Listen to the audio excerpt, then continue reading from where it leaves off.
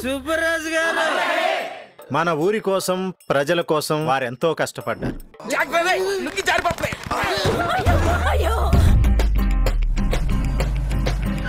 ఇప్పుడిదా మన ఊరు పెద్ద అనే నేను అమ్మ నీ పేరు చెప్పాలి తల్లి.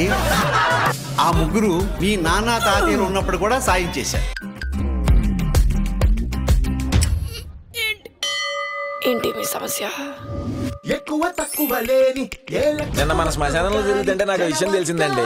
ఇంకా 4 స్థలాలే ఖాళీగా ఉన్నాయి. అంటే మన ఊర్లో ఇంకా 4 శవాలు పూడ్చిపెట్టడానికి మాత్రమే చోటు ఉంది. అది విషయం.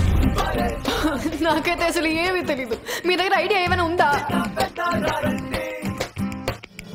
నేను చిన్న కష్టపడి ఒక లిస్ట్ తయారు చేశాము. మరి 4 ఎవరికి వస్తాయంటారు?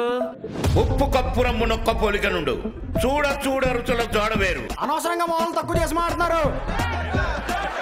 ఆపండి ఆపండి. సమాధి చోటు కోసం ఎవరైనా కొట్టుకుంటారా? అందరూ వచ్చి నాకు కావాలి అంటే శ్మశానంలో చోటు కోసం ఒక లక్కీ డ్రా తీయడం జరుగుతుంది. ఉప్పు కప్పు రంబ ఒకే ఒక్క పోలికుండ్రు.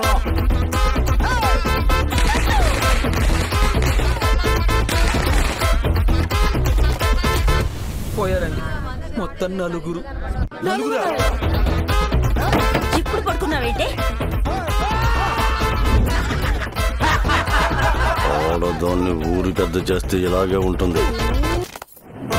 నన్ను మాత్రం ఈ ఊళ్ళోనే పోడ్చాలి నువ్వు. నాకు మాటి.